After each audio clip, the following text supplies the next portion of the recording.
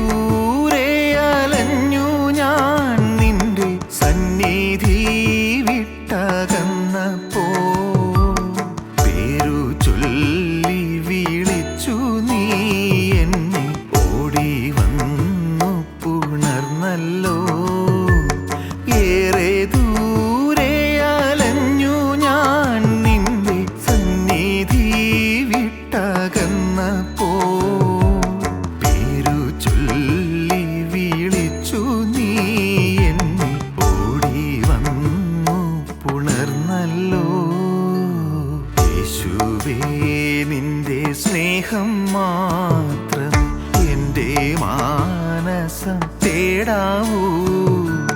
യേശുവേ നിന്റെ രൂപം മാത്രമേ എൻ്റെ കണ്ണുകൾ കാണാവൂ.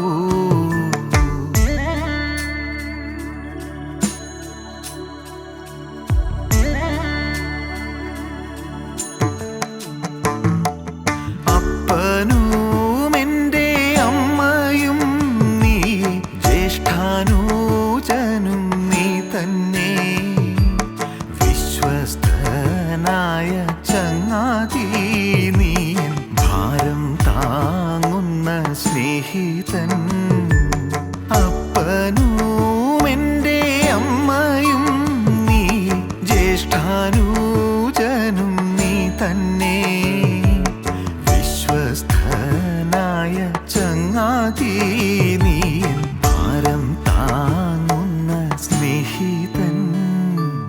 യേശുവേ നിന്റെ സ്നേഹം മാത്രമേ എൻ്റെ മാനസം തേടാവൂ. യേശുവേ നിന്റെ രൂപം മാത്രമേ എൻ്റെ കണ്ണുകൾ കാണാവൂ.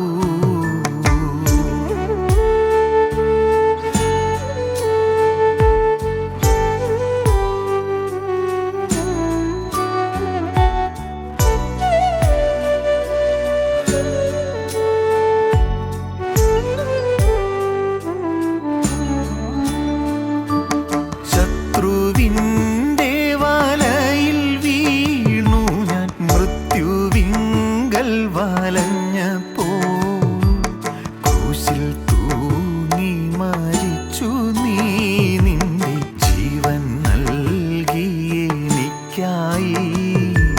ശത്രുവിൻ്റെ വലയിൽ വീണു ഞാൻ, മൃത്യുവിങ്കൽ വലഞ്ഞപ്പോൾ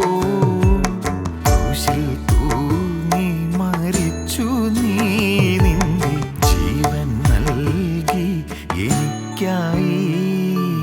യേശുവേ നിന്റെ സ്നേഹം മാത്രമേ എൻ്റെ മാനസം തേടാവൂ. യേശുവേ നിന്റെ രൂപം മാത്രമേ എൻ്റെ കണ്ണുകൾ കാണാവൂ. യേശുവേ നിന്റെ സ്നേഹം മാത്രമേ എൻ്റെ മാനസം തേടാവൂ. യേശുവേ നിന്റെ രൂപം മാത്രമേ എൻ്റെ കണ്ണുകൾ കാണാവൂ.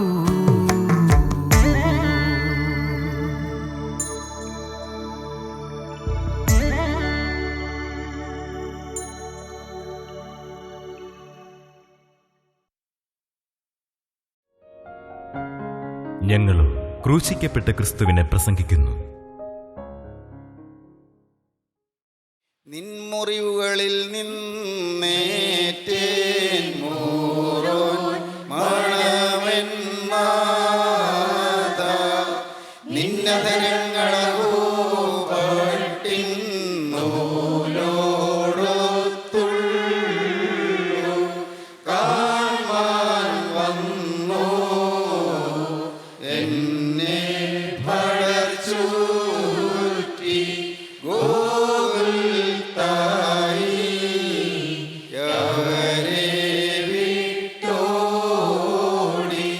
നിന്മാർവ് തുറന്നും രക്തം വാർന്നും കണ്ടേ ഞാൻ കുരിശടിയാരെ കാക്കും നാഥൻ സ്തോത്രം.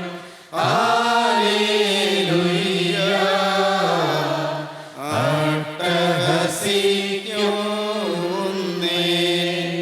ദൈവത്തിന് സ്തോത്രം. സകല ആത്മീയ മർമ്മങ്ങളടങ്ങിയ ഒരൊറ്റ ഗീതമാണത്. ക്രിസ്തീയ ജീവിതത്തിൻ്റെ ആഴങ്ങളും മാധുര്യങ്ങളും നിറനിൽക്കുന്ന ഒരൊറ്റ ഗീതമാണത്. പിതാക്കന്മാരൊക്കെ അനുഭവിച്ചിരുന്നു. ഞാനിതെല്ലാം വായിക്കുകയും പഠിക്കുകയും ധ്യാനിക്കുകയൊക്കെ ചെയ്യുമ്പോഴാണ് സഭയുടെ പൂർവ്വീയ പിതാക്കന്മാർക്ക് അനുഭവ സമ്പത്തുണ്ടായിരുന്നു. പക്ഷേ ഇന്നെല്ലാം കളഞ്ഞുപോയി, പലതും കളഞ്ഞുപോയി. ഇന്ന് സ്വത്തെല്ലാം പോയി, എല്ലാം മുടിഞ്ഞു കിടക്കുന്ന ഒരു തറവാട് പോലെ. ആർക്കും പ്രയാസം തോന്നരുത്, സഭകളെല്ലാം തന്നെ മുടിഞ്ഞു കിടക്കുന്ന തറവാട് പോലെയാണ്. തറവാട് നല്ല ഐശ്വര്യമുള്ള തറവാടായിരുന്നു, വലിയ സമ്പൽസമർത്ഥമായ തറവാടായിരുന്നു. പക്ഷേ തറവാട് മുടിഞ്ഞുപോയി. കടം കയറി ഇന്ന് തറവാട് മുടിഞ്ഞുപോയി. ഞാനേതെങ്കിലും വ്യക്തിയുടെ കാര്യമല്ല പറഞ്ഞത്. സഭകൾ, അത് ഇന്ന സമയമെന്ന് പറയാനില്ല, സഭകൾ ഇന്ന് സ്വത്തെല്ലാം കൈമോശം വന്നുപോയി, എല്ലാം പിശാചിൻ്റെ കയ്യിലായി. പള്ളികളുണ്ട്, നല്ല പൊൻകുരിശുകളുണ്ട്, അനേകം വർണ്ണശബളമായ മുത്തുകുടകളുണ്ട്, നല്ല വെടിക്കെട്ടുള്ള പെരുന്നാളുകളുണ്ട്.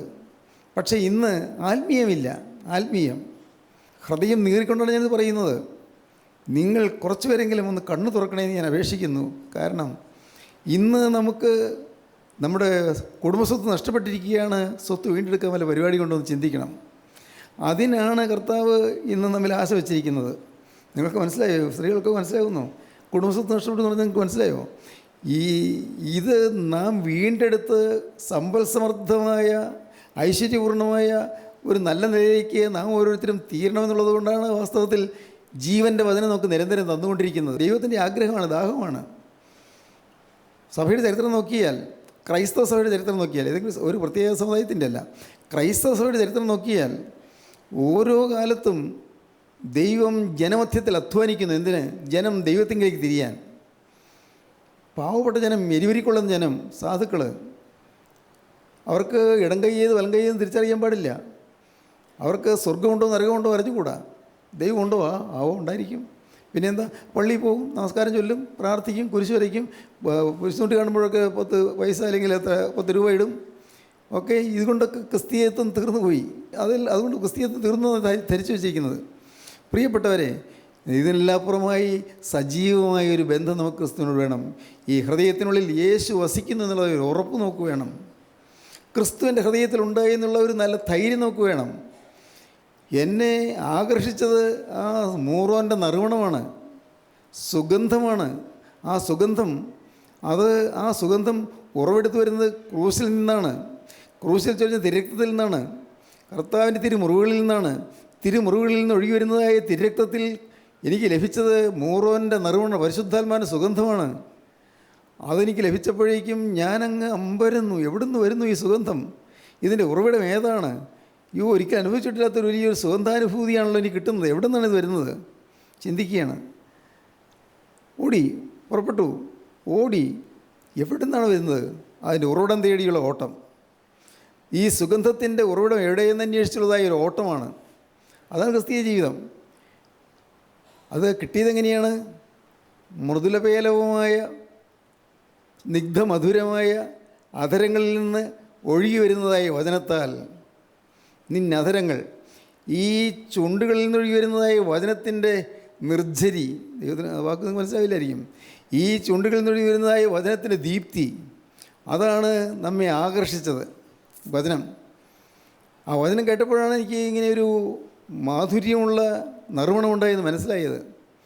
എൻ്റെ കർത്താവേ, ഞാൻ ആ മാധുര്യം തേടി ഞാൻ ഓടി, ആ ഉറവിടം, സുഗന്ധത്തിൻ്റെ ഉറവിടം തേടി ഞാൻ ഓടിയപ്പോൾ ചിലർക്ക് തടഞ്ഞു. പക്ഷേ ഈ സുഗന്ധത്തിൻ്റെ മാധുര്യം നുകരുവാനുള്ള ആസക്തി കൊണ്ടും അഭിനിവേശം കൊണ്ടും ദാഹാർത്തിയോടെ ഓടുകയാണ് പാവപ്പെട്ട വിശ്വാസി. അവർ തടഞ്ഞെങ്കിൽ നിന്നില്ല. ആരെല്ലാം തടഞ്ഞാലും നിൽക്കുകയില്ല. ഈ മൂറോൻ്റെ നിർമ്മാണം കിട്ടിയാൽ ആരെല്ലാം തടഞ്ഞാലും നിൽക്കുകയില്ല, ആരെല്ലാം പഴിച്ചാലും നിൽക്കുകയില്ല, ആരെല്ലാം എതിർത്താലും നിൽക്കുകയില്ല, ഓടുകയാണ്. ദൈവത്തിന് സ്തോത്രം. അപ്പോൾ ചെന്നപ്പോൾ തിരുമാറു തുറന്നും തിരുരക്തം വാർന്നും ഞാൻ കണ്ടു. ആരെ? യേശുവിനെ. തിരുവിലാവ് തുറന്നും തിരുരക്തം വാർന്നു കിടക്കുന്ന യേശുവിനെ കുരിശുമേ ഞാൻ കണ്ടു. അപ്പോൾ എനിക്ക് മനസ്സിലായി, ഈ കുരിശാലാണ് എൻ്റെ കർത്താവേ നീ അടിയാരെ കാക്കുന്നത്. എനിക്ക് മനസ്സിലായി. കർത്താവേ നിനക്ക് സ്തുതി, ഹല്ലേലൂയ എന്ന് ഞാൻ അട്ടഹസിക്കുന്നു. എൻ്റെ സഹോദരങ്ങളെ, ഇന്ന് ഈ വചനം കേട്ടുകൊണ്ടിരിക്കുമ്പോൾ ക്രൂസിലെ സ്നേഹം നിങ്ങളെ തഴുകട്ടെ. ഇന്ന് ഈ വചനം കേട്ടുകൊണ്ടിരിക്കുമ്പോൾ ക്രൂസിലെ സ്നേഹം നിങ്ങളെ തലോടട്ടെ. ഇന്ന് ഈ വചനം കേട്ടുകൊണ്ടിരിക്കുമ്പോൾ നിങ്ങളുടെ ഹൃദയത്തിലേക്ക് ആനന്ദനദി ഒഴുകി വരട്ടെ. ദൈവത്തിന് സ്തോത്രം. നിങ്ങളുടെ ദുരിതങ്ങളെല്ലാം മറന്നു പോകട്ടെ. നിങ്ങളുടെ ആവശ്യഭാരങ്ങളെല്ലാം നിങ്ങൾ വിട്ടുപോകട്ടെ, മറന്നു പോകട്ടെ. മറ്റെല്ലാം മറന്ന് നിങ്ങൾ നാഥൻ്റെ പാദപീഠത്തിലിരുന്ന് സ്തുതിക്കുന്നവരായി തീരട്ടെ. ദൈവത്തിന് സ്തോത്രം. ആത്മാവിൻ്റെ സ്തുതി ഉറന്നു വന്നാൽ, സ്തുതി ശരീരത്തിൻ്റെ അഗാധങ്ങളിൽ നിന്ന് ഉയർന്ന് പൊങ്ങിയാൽ അത് സുഗന്ധധൂപമായി ഉയരും. ആ സുഗന്ധധൂപത്തോടുകൂടി നമ്മുടെ ആരാധന ദൈവസന്നിധിയിലേക്ക് കടന്നു ചെല്ലും. അതാണ് ആരാധനയുള്ള ജീവിതം, അതാണ് ക്രിസ്തീയ ജീവിതം. ഒരു സ്തുതി എന്ന് പറയുന്നതല്ല, ഹൃദയത്തിൽ ക്രിസ്തു എനിക്ക് എന്ത് ചെയ്തു എന്നുള്ള നന്ദി നിറഞ്ഞ ഹൃദയത്തിൽ നിന്നുള്ളതായ ആ സ്തുതിയുടെ ജീവജല പ്രവാഹം, അതാണ് നമ്മുടെ ജീവിതത്തെ ആകുവാൻ ഇളക്കി മറിക്കുന്നത്. ദൈവത്തിന് സ്തോത്രം. അതുകൊണ്ടാണ് പിതാക്കന്മാർ കുർബാനയുടെ അവസാനം പറയാൻ പഠിപ്പിച്ചത്. മധുബായിൽ നിന്നുള്ള കൽപ്പന നമുക്ക് അറിയാമല്ലോ. മധുബായിൽ നിന്ന് അവസാന കൽപ്പന എന്താണ്? നാം അട്ടഹസിച്ച് പറയണം. പയ്യെ പറഞ്ഞാൽ പോരാ, അട്ടഹസിച്ച് പറയണം. നാം അട്ടഹസിച്ച് പറയണം. നാം പറയുകയാണ്, പിതാവും പുത്രനും പരിശുദ്ധരുമായവൻ വന്ദിക്കപ്പെട്ടനും സ്തുതിക്കപ്പെട്ടനുമാകുന്നു, ആദ്യം മുതൽ തലമുറ വരെയും തനിക്ക് സ്തുതി, ഹല്ലേലൂയ ഹല്ലേലൂയ. ദൈവത്തിന് സ്തോത്രം. എന്താണത്? അവിടെ ലജ്ജിക്കുന്നില്ല. ഹല്ലേലൂയ പറയാനോ സ്തോത്രം പറയാനോ ലജ്ജയൊന്നുമില്ല. എന്തുകൊണ്ട്? എനിക്ക് വലിയൊരു നിധി കിട്ടിയിരിക്കുന്നു, വലിയൊരു സൗഭാഗ്യം കിട്ടിയിരിക്കുന്നു. മനുഷ്യൻ നമ്മളെ കളിയാക്കുമ്പോഴും നമ്മൾ പരിഹസിക്കുമ്പോഴും നമുക്കൊരു പ്രയാസം വരുന്നില്ല. എന്തുകൊണ്ട്? വലിയൊരു നിധി എനിക്ക് കിട്ടിയിരിക്കുന്നു. ആര് എന്ത് പറഞ്ഞാലെന്താണ്? ഒരു കുഴപ്പമില്ല. ദൈവത്തിന് സ്തോത്രം. ഈ ദൈവരാജ്യം വയലിലൊളിച്ചിരിക്കുന്ന നിധിയോട് സദൃശം. ഒരുത്തൻ അത് കണ്ടു, നിധിയുണ്ട്. അവൻ ഉടനെ അത് ചെന്ന് മറച്ചു വെച്ചു. നിധിയാണ്, വലിയ വൻ സ്വത്താണ്. അത് ആളുകൾക്ക് ചുമ്മാ ഇട്ട് പന്താടാനുള്ളതല്ല, അത് വിലപ്പെട്ട നിധിയാണ്. ആ നിധി അവൻ ഒളിപ്പിച്ചു വെച്ചു. എന്നിട്ട് അവൻ ചെന്ന് തനിക്കുള്ളതൊക്കെയും വിറ്റു. കഷ്ടം. ചിലർ അവനോട് വളരെ സ്നേഹത്തോട് ചോദിച്ചു, എടാ മനുഷ്യൻ, നീ എന്ത് മണ്ടത്തര കാണിച്ച്, ഒന്നാം തരം ഭൂമിയൊക്കെ വിറ്റിട്ട് നീ എന്തിനായി വിറ്റ് കളഞ്ഞത്? അത് എനിക്ക് വേറെ എത്തിരി ഭൂമി കിട്ടാമെന്ന് വെച്ചിട്ടുണ്ട്. ഏതാ അത്? എന്നിട്ട് ഞാൻ കാണുന്ന ആ സ്ഥലമാണ്. എടാ നീ ഇത്ര മണ്ടനായി പോയോ? ഈ വില കെട്ട് ഒരു പുൽക്കൊടി നാമ്പ് പോലും മുളയ്ക്കാത്ത ഭൂമിയാണോ നീ മേടിക്കാൻ പോകുന്നത്? ഈ നല്ലൊന്നാന്തരം ഉപ്പും ചക്കരയും വിളയുന്ന ഈ ഭൂമി വിറ്റിട്ട് നീ ഈ 20 നിലം വിട്ടിട്ട്, അല്ലെങ്കിൽ 3 പൂ കൃഷിയാവുന്ന നിലം വിട്ടിട്ട് നീ ആ വരണ്ട ഭൂമിയാണോ നീ മേടിക്കാൻ പോകുന്നത്? ഒരു പുല്ലവിടെ ഉണ്ടോ? നീ ഇത്ര മണ്ടനായി പോയല്ലോ. അപ്പോൾ അവൻ്റെ ഉള്ളിൽ സന്തോഷമാണ്, അവൻ ഉള്ളിൽ ആനന്ദമാണ്. അവൻ പറയുന്നില്ല. കാരണം അവനറിയാം അവിടെ നിധി ഒളിച്ചു വെച്ചിട്ടുണ്ടെന്ന്. ഈ പറഞ്ഞവർക്ക്, എതിർക്കുന്നവർക്ക് ആർക്ക് അറിഞ്ഞുകൂടാ നിധിയുണ്ടെന്ന്. അവർക്ക് അറിയാൻ പാടില്ലാത്തതുണ്ട്. പാവങ്ങൾ, അവർക്ക് അറിയാൻ പാടില്ല. നിധി ഒളിച്ചു വെച്ചവരെ അവർക്ക് അറിയാൻ പാടില്ലല്ലോ. അവൻ തനിക്കുള്ളതൊക്കെയും വിറ്റ് ചെന്ന് ആ വയൽ വാങ്ങി. സ്തോത്രം.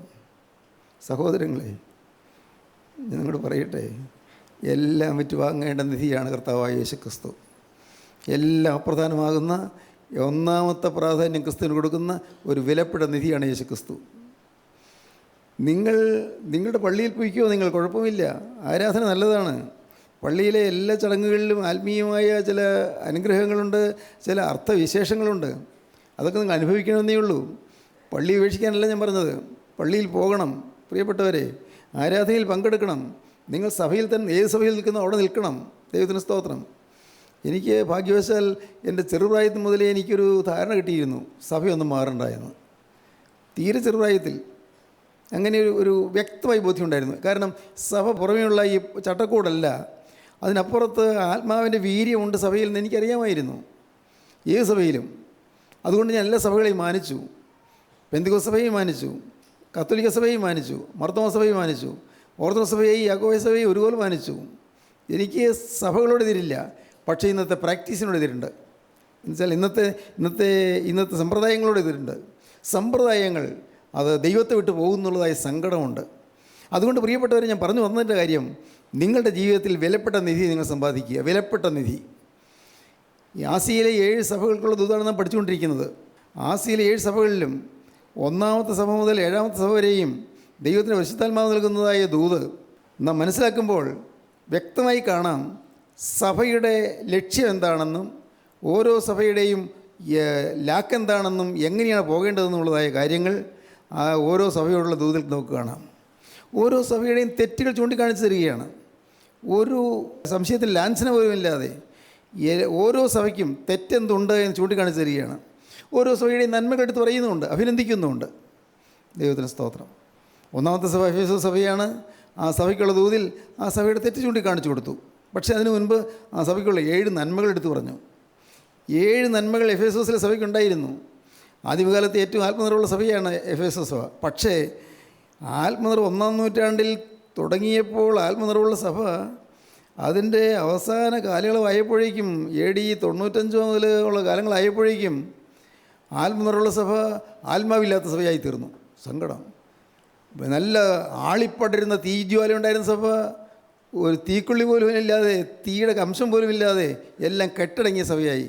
വിളക്ക് പോലും കാണുന്നില്ല, വിളക്ക് ഇരുന്ന സ്റ്റാൻഡ് പോലും കാണുന്നില്ല. വിളക്ക് വെച്ചിരുന്ന വിളക്കിൻ്റെ സ്റ്റാൻഡ് ഉണ്ടല്ലോ, അതുപോലും കാണുന്നില്ല. തുറന്ന് കർത്താവ് കാണിച്ചു കൊടുത്തു. സ്തോത്രം. ദൈവത്തിൻ്റെ പരിശുദ്ധാത്മാവ് എവിടെയെല്ലാം പ്രവർത്തിക്കുന്നുണ്ടോ അവസ്ഥ തുറന്ന് കാണിച്ചു തരും. തുറന്ന് കാണിച്ചു തരുന്നു. പല നന്മകളും നിന്നെക്കുറിച്ച് പറയാനുണ്ട്, പക്ഷേ നിന്നെക്കുറിച്ച് ഒരു കുറ്റം പറയാനുണ്ട്. ആദ്യ സ്നേഹം വിട്ടുകളഞ്ഞെന്ന് ഒരു കുറ്റം നിന്നെക്കുറിച്ച് പറയാനുണ്ട്. ആദ്യം ഒരു ആത്മീയ അനുഭവം ഉണ്ടായിരുന്നല്ലോ, ആത്മീയമായൊരു ശക്തി ഉണ്ടായിരുന്നല്ലോ, ആത്മീയമായൊരു നൽവരുണ്ടായിരുന്നല്ലോ, അതൊക്കെ പോയി. ഇന്നതെല്ലാം പോയി. ആദ്യ സ്നേഹം വിട്ടുകളഞ്ഞു.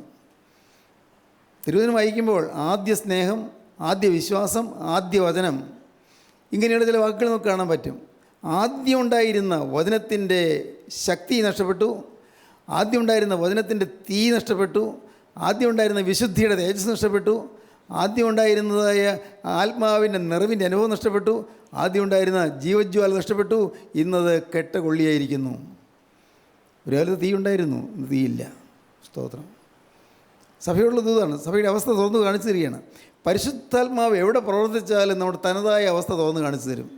ഇതാണ് മോനെ നിൻ്റെ അവസ്ഥ, മോളെ ഇതാണ് നിൻ്റെ അവസ്ഥ, നിൻ്റെ ആന്തരികമായ അവസ്ഥ ഇതാണ് എന്ന് തുറന്നു കാണിച്ചു തരും. അത് ദൈവത്തിൻ്റെ പരിശുദ്ധാത്മാവിൻ്റെ പ്രവൃത്തിയാണ്. അവിടെ ആരോടും മുഖോക്ഷമില്ല, കർത്താവിന് ആരോടും മുഖോക്ഷമില്ല, തുറന്ന് കാണിച്ചു തരും. ദൈവത്തിന് സ്തോത്രം. അങ്ങനെ തുറന്ന് കാണിച്ചു തന്നതുകൊണ്ടാണ് ഭാഗ്യവശാൽ ഞാൻ ആത്മീയ രംഗത്ത് നിലനിന്ന് പോകുന്നത്. ഞാൻ 17-ാമത്തെ വയസ്സിൽ മാനസാന്തരപ്പെട്ടു, ജീവിതം കർത്താവിന് സമർപ്പിച്ചു. പക്ഷേ എൻ്റെ ജീവിതത്തിൽ എന്തെല്ലാമെന്നാണ് മാറേണ്ടിയിരുന്നതെന്ന് കാലങ്ങൾ കർത്താവ് എനിക്ക് കാണിച്ചു തന്നുകൊണ്ടിരുന്നു. എൻ്റെ സ്വഭാവത്തിൽ എന്തെല്ലാം മാറേണ്ടിയിരിക്കുന്നുണ്ട്. കോപസ്വഭാവം മാറേണ്ടിയിരിക്കുന്നു, പെട്ടെന്ന് ശാഠ്യം പിടിക്കുന്ന സ്വഭാവം മാറേണ്ടിയിരിക്കുന്നു, പെട്ടെന്ന് ചാടി കടിക്കുന്ന സ്വഭാവം, പെട്ടെന്ന് കോപിക്കുന്ന സ്വഭാവം, ശുണ്ടി പിടിക്കുന്ന സ്വഭാവം, അത് മാറ്റണമെന്ന് കർത്താവ് കാണിച്ചു തന്നു. സ്വാർത്ഥതയുണ്ട്, അത് കർത്താവ് കാണിച്ചു തന്നു. എനിക്കെൻ്റെ ഒരു സ്വയം മതിപ്പുണ്ട്, സ്വയം അഹംഭാവമുണ്ട്, അതും മാറ്റണമെന്ന് കർത്താവ് കാണിച്ചു തന്നു. എനിക്ക് അടുത്ത് നിരാശയുണ്ട്, അത് മാറ്റണമെന്ന് കർത്താവ് കാണിച്ചു തന്നു. എന്നെ സ്നേഹിക്കാൻ ആരുമില്ല എന്നുള്ള തോന്നലുണ്ട്, അതും കർത്താവ് മാറ്റി തന്നു. ഓരോന്നോരോന്നും ഇങ്ങനെ കാണിച്ചു തരികയാണ്, ഓരോന്നോരോന്ന്. അത് ഇപ്പോഴും തികഞ്ഞിട്ടില്ല, ഇന്നും അത് തുടർന്നുകൊണ്ടിരിക്കുക. ആ അത്ഭുത പ്രതിഭാസം തുടർന്നുകൊണ്ടിരിക്കുകയാണ്. സ്തോത്രം. എൻ്റെ പ്രിയപ്പെട്ടവരെ, അത് മരണത്തോളം തുടരുകയും ചെയ്യും. ഒരിക്കലും ആരും പൂർണ്ണരാകുന്നില്ല, പെർഫെക്റ്റ് ആകുന്നില്ല. മനസ്സിലായി നിങ്ങൾക്ക്? ഒരിക്കലും നാം ആരും പെർഫെക്റ്റ് അല്ല, തികഞ്ഞവരല്ല. പോരായ്മകളുണ്ട്. പക്ഷേ സഭ പോരായ്മകൾ തിരിച്ചറിഞ്ഞ് രക്ഷപ്പെടേണ്ടതിന് ദൈവത്തിന് പരിശുദ്ധാത്മാവ് തെറ്റുകൾ ചൂണ്ടിക്കാണിച്ചു തരുന്നു. അതാണ് ചെയ്യേണ്ടത്, അതാണ് ചെയ്യുന്നത്. നമ്മുടെ കൂട്ടായ്മയിൽ അതല്ലേ നടക്കുന്നത്. എന്തെല്ലാം നന്മയുണ്ടെങ്കിലും തെറ്റുകൾ ചൂണ്ടിക്കാണിച്ചു തരുന്നു. ഇപ്പോൾ ഞാനൊരു പ്രസംഗം ചെയ്തു, നിങ്ങൾ പലരും പറഞ്ഞു കൊള്ളിയോ സാറിൻ്റെ പ്രസംഗം നല്ല പ്രസംഗമാണെന്ന് പറഞ്ഞു. അപ്പോൾ ഞാൻ ചിന്തിക്കാൻ കർത്താവ് എനിക്ക് മനസ്സിലാക്കി തന്നതാണ് പറയുന്നത്. അപ്പോൾ സാത്താൻ എന്നെ പിടികൂടാൻ വന്നിരിക്കുന്നല്ലോ കർത്താവേ. എൻ്റെ പ്രസംഗത്തെ പ്രശംസിച്ച് ചിലരൊക്കെ പറയുന്നല്ലോ കർത്താവേ, ഞാൻ വീഴാതെ എൻ്റെ കർത്താവ് ഒന്ന് പിടിച്ചോളണേ ഞാൻ പറയും. ദൈവത്തിന് സ്തോത്രം, ദൈവത്തിന് സ്തോത്രം. Spurgeon, C.S. സ്പർജൻ പ്രസംഗികളുടെ പ്രഭുവാണ്. അദ്ദേഹം ഒരു ദിവസം പ്രസംഗിച്ചിട്ട് അദ്ദേഹം പ്ലാറ്റ്ഫോമിൽ നിന്ന് ഇറങ്ങി വന്നപ്പോഴേക്കും ഒരാൾ ഓടി വന്ന് കയ്യിൽ കയറി പിടിച്ചു. പറഞ്ഞു, അയ്യോ ഇന്നത്തെ പ്രസംഗം എന്ത് മനോഹരമായിരുന്നു, അതെന്നെ തൊട്ടു, എന്നെ നല്ലാതെ സ്പർശിച്ചു, എനിക്ക് വലിയ അനുഗ്രഹമായി. അത് വേറൊരാളിനോട് പറഞ്ഞായിരുന്നു, ഇന്നത്തെ പ്രസംഗം നല്ലതായിരുന്നു, വേറൊരാളിനോട് പറഞ്ഞായിരുന്നു. അല്ല, ഇപ്പോൾ അങ്ങിപ്പോൾ പ്രസംഗം കഴിഞ്ഞിട്ട് ഇറങ്ങിയല്ലേ ഉള്ളൂ, അതിന് മുമ്പ് ആരാ പറഞ്ഞു? സാത്താൻ എന്നോടൊന്ന് പറഞ്ഞായിരുന്നു. ദൈവത്തിന് സ്തോത്രം. മനസ്സിലാകുന്നു പ്രിയപ്പെട്ടവരെ?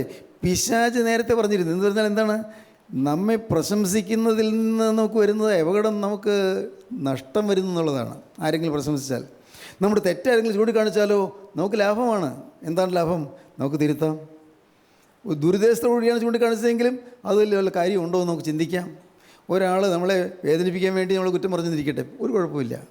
പക്ഷേ ആ പറഞ്ഞ വാക്കുകളിൽ വാസ്തവത്തിൽ നമുക്ക് ചിന്തിക്കാൻ വകയുണ്ടെന്ന് നാം കാണണം. എത്ര ദുരുദ്ദേശത്തോടുകൂടിയാണ് പറഞ്ഞതെങ്കിലും, എന്നെ കുറ്റപ്പെടുത്താൻ പറഞ്ഞതാണെങ്കിലും എന്തെങ്കിലും എനിക്ക് തിരുത്താൻ കാണും. ചിന്തിക്കുക. അങ്ങനെ മുന്നോട്ട് പോകുന്നവരാണ് അനുദിനം ശുദ്ധീകരണം പ്രാപിച്ച് പോകുന്നത്. അവരാണ് വളരുന്നത്. ഒരു ശിശു ജനിച്ചിട്ട് വളരുന്നില്ലെങ്കിൽ എന്ത് സങ്കടമാണ്. ആ കുഞ്ഞ് വളരുന്നില്ല, അത് മിണ്ടുന്നില്ല, അത് തനത്തെ ഭക്ഷണം കഴിക്കുന്നില്ല, അത് എഴുന്നേറ്റ് നടക്കുന്നില്ല. അയ്യോ എന്തൊരു സങ്കടം. എന്നാൽ ആ ശിശു ജനിച്ചു എന്നുള്ളതായില്ല, ആ കുഞ്ഞ് ഭക്ഷണം കഴിക്കണം. ആദ്യം വളരെ ലഘുവായ പാൽ കുടിക്കണം, പിന്നീട് കട്ടിയായ ഭക്ഷണം കുറേശ്ശെ കൂട്ടി വരണം, പിന്നീട് അത് വളർന്നു വരണം.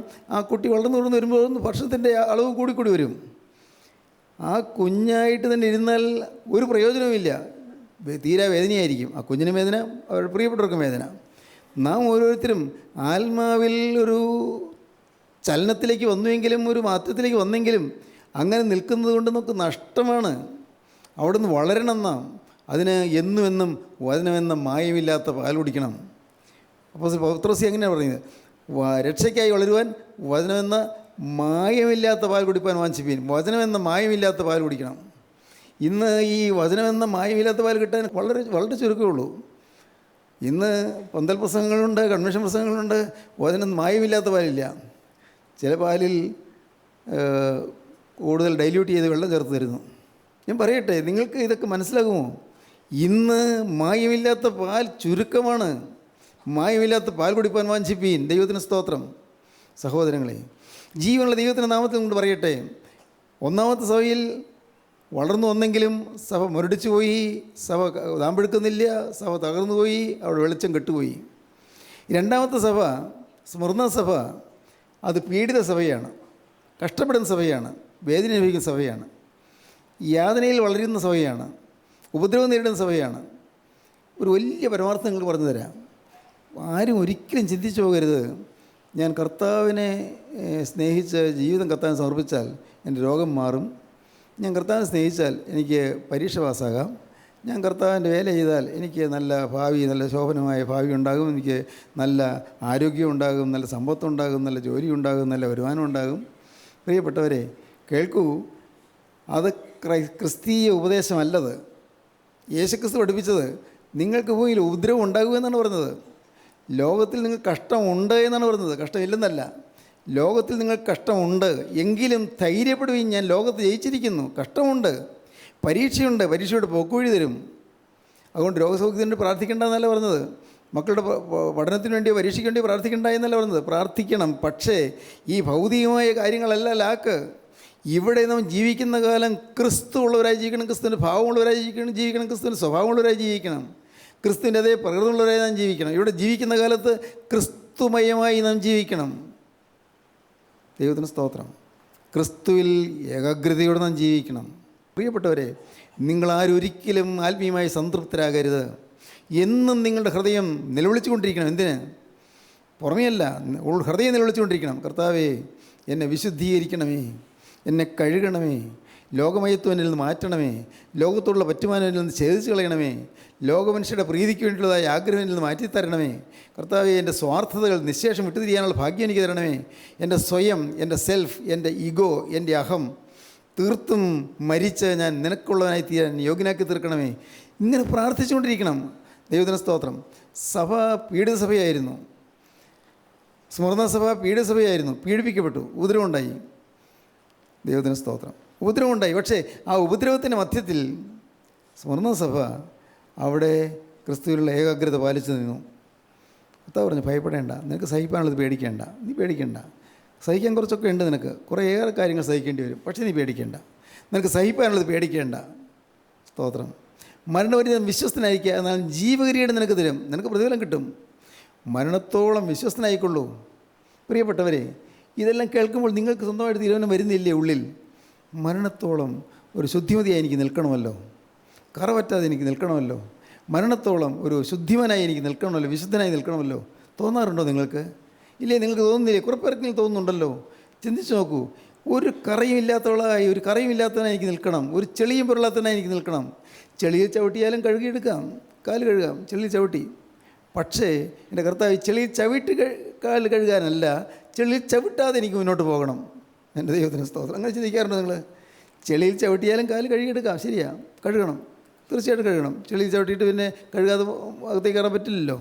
പക്ഷേ നിങ്ങൾ ആഗ്രഹിക്കണം, കർത്താവേ, ശിശുപ്രായം മുതലേ ആഗ്രഹിക്കണം, കൊച്ചുകുട്ടിയായിരിക്കുമ്പോൾ മുതലേ ആഗ്രഹിക്കണം, കർത്താവേ, എനിക്ക് ചെളിയിൽ ചവിട്ടാനിട വരല്ലേ, പിന്നീട് കഴുകാനല്ല, ചെളിയിൽ ചവിട്ടാനിട വരല്ലേ. ഹല്ലേലൂയ, ദൈവത്തിന് സ്തോത്രം. ഒരു അശുദ്ധി സംഭവിക്കേണ്ട വരല്ലേ, ഒരു വാക്കിൽ പോലും അശുദ്ധമായ ലാക്ക് വരല്ലേ, അരുതാത്തതായ ദ്രവ്യാഗ്രഹം ഒരു വാക്കിൽ പോലും അല്ല, ഒരു ചലനത്തിൽ പോലും വരല്ലേ. കർത്താവേ, പണത്തേക്കുള്ള ആസക്തി എന്നെ വശീകരിക്കാൻ ഇടവരല്ലേ കർത്താവേ. ഈ ലോകത്തിൻ്റെ പ്രതാപത്തിലേക്കുള്ളതായ ആകർഷണം എൻ്റെ ഹൃദയത്തിൽ ഒന്ന് അടിയാൻ ഇടവരല്ലേ കർത്താവേ. സ്തോത്രം. അങ്ങനെ നിങ്ങൾ കർത്താവിനായിട്ട് completely devoted and set apart for Christ, ക്രിസ്തുവിന് വേണ്ടി മുഴുവനായി ഡിവോട്ടഡ് ആയിട്ടുള്ള ജീവിതം, ക്രിസ്തുവിന് വേണ്ടി മുഴുവനായി സെറ്റ് അപ്പാർട്ട് ചെയ്ത ജീവിതം. ദൈവത്തിന് സ്തോത്രം. നിങ്ങൾക്ക് മനസ്സിലാകുന്നു? ഇത് സാധിക്കും, നിങ്ങൾക്ക് സാധിക്കും, വേണമെങ്കിൽ നിങ്ങൾക്ക് സാധിക്കും. കർത്താവിന് സ്തോത്രം. ജീവനുള്ള ദൈവമേ, കരുണയുള്ള കർത്താവേ, അവിടെ നിങ്ങളുടെ കൂടെ തന്നെ ഉള്ളതിനായി നന്ദിയോടെ സ്തോത്രം. അപ്പോൾ അവിടുത്തെ സ്നേഹത്തിനായി സ്തോത്രം. അപ്പോൾ അവിടുത്തെ മക്കളെ അവിടെ സന്ദർശിക്കുന്നതിനായി സ്തോത്രം. അനേകരുടെ ഹൃദയത്തിൽ പുതിയ തീരുമാനങ്ങൾ ഉദയം കൊണ്ടതിനായി സ്തോത്രം. അപ്പോൾ നിൻ്റെ രാജ്യത്തിന് വേണ്ടി എല്ലാവരെയും ഒരുക്കണമേ കർത്താവേ. അവിടുത്തെ രണ്ടാമത്തെ വരവിൽ പറന്നു വരുന്ന വിശുദ്ധന്മാരുടെ നിലയിൽപ്പാൻ എല്ലാവർക്കും ഭാഗ്യം നൽകണമേ കർത്താവേ. എൻ്റെ നാഥ, എല്ലാവരെയും അനുഗ്രഹിച്ച് എഴുന്നേൽപ്പിക്കണമേ. യേശു ക്രിസ്തുവിൻ്റെ രാജകീയ നാമത്തിൽ പ്രാർത്ഥിക്കുന്ന കുറയോടെ കേൾക്കണമേ. ആമീൻ. ഹല്ലേലൂയ.